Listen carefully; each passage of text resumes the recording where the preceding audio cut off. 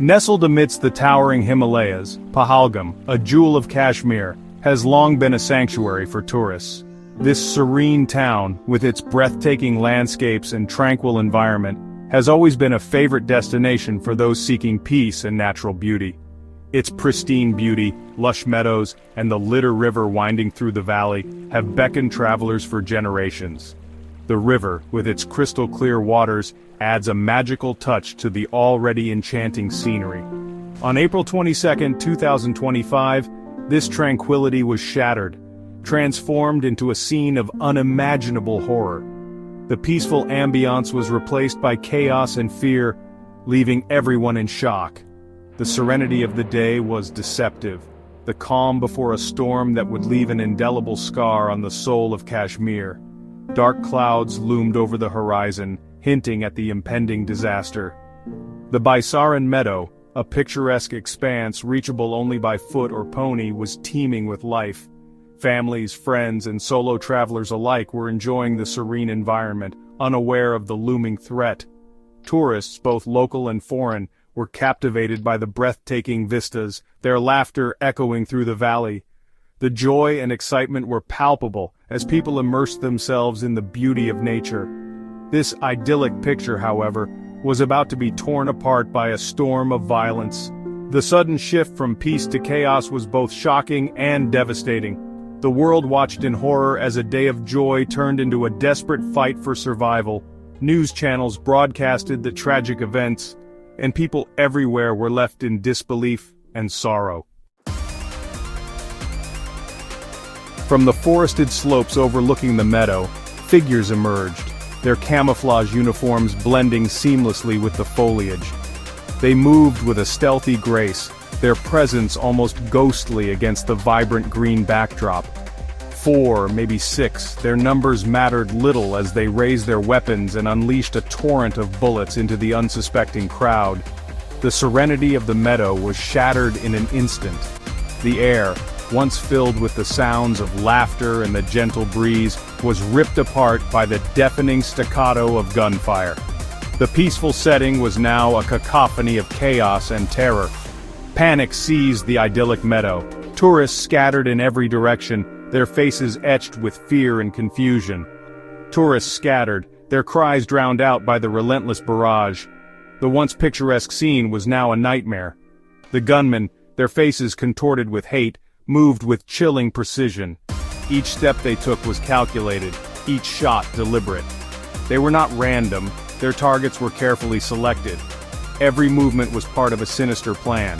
Those with long beards, easily identifiable as devout Muslims, were spared. The attackers' twisted ideology dictated their actions. All others were fair game in their twisted ideology of terror. The diversity of the crowd made them targets. The world watched in horror as the idyllic meadow transformed into a scene of carnage. What was once a haven of peace had become a battlefield, a stark reminder of the fragility of tranquility. The echoes of gunfire faded, leaving behind a silence more terrifying than the violence itself. The once vibrant meadow now bore the gruesome marks of the massacre. Bodies, lifeless and riddled with bullets, lay scattered amongst the trampled wildflowers. The air, heavy with the stench of gunpowder and death, bore witness to the scale of the tragedy. Among the victims were honeymooners from Shivamogga, a Dubai-based businessman, a family from Pune on a pilgrimage, and even foreign nationals seeking solace in the beauty of Kashmir. Their dreams, their futures lay shattered alongside the peace of Pahalgam. The serene waters of the Litter River, now reflecting the crimson stain of innocent blood, served as a grim reminder of the day's horrors. As news of the Pahalgam attack spread, a wave of shock and revulsion swept across the globe. World leaders condemned the heinous act, their words echoing the collective outrage of the international community. From Washington to Moscow, from Tokyo to London, expressions of solidarity and support poured in for the victims and their families. India, reeling from the attack, responded with a mix of grief and resolve. Prime Minister Modi, cutting short his visit to Saudi Arabia, vowed to bring the perpetrators to justice. security forces launched a massive manhunt, determined to bring those responsible to account. The attack sent shockwaves through India's diplomatic corridors, with relations with Pakistan, long fraught with tension, plummeting to a new low. The world grappled with the question that echoed through the valleys of Kashmir: who were the perpetrators of this horrific act? The answer, chilling in its familiarity, came soon enough. The Resistance Front, a shadowy terrorist organization with links to Pakistan, claimed responsibility for the Pahalgam massacre. Born out of the ashes of Article 370's abrogation, the TRF has emerged as a potent symbol of militancy in the region. Their ideology, a toxic mix of religious extremism and separatist sentiment, seeks to wrest control of Kashmir through violence and terror.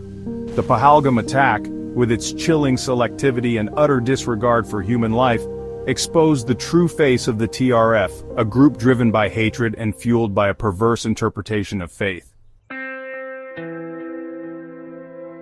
The Pahalgam attack dealt a devastating blow to Kashmir's tourism industry, the lifeblood of its economy.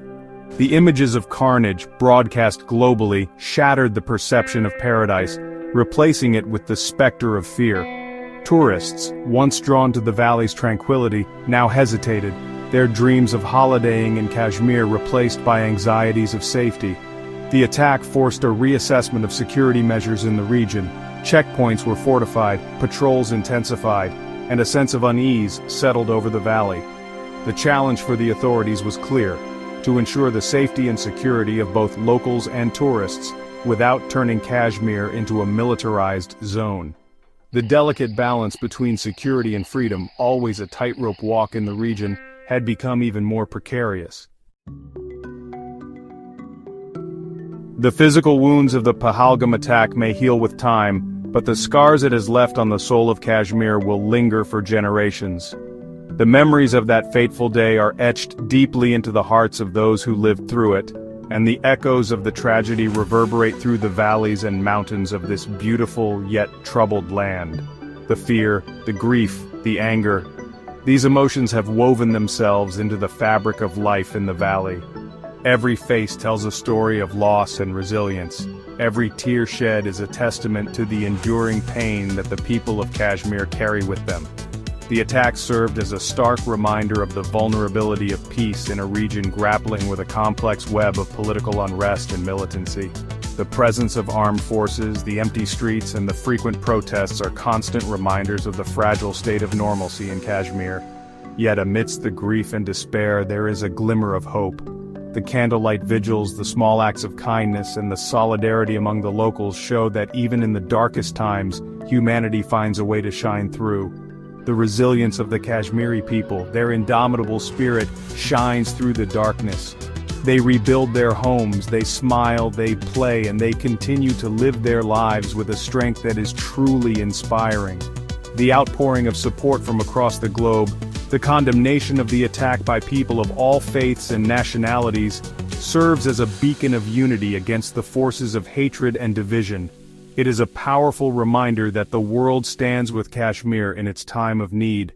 The road to healing will be long and arduous, but the spirit of Kashmir, its people's unwavering belief in a brighter future, offers a ray of hope in these dark times. As the sun rises over the valley, it brings with it the promise of a new dawn, a new beginning, and the hope that peace will one day prevail.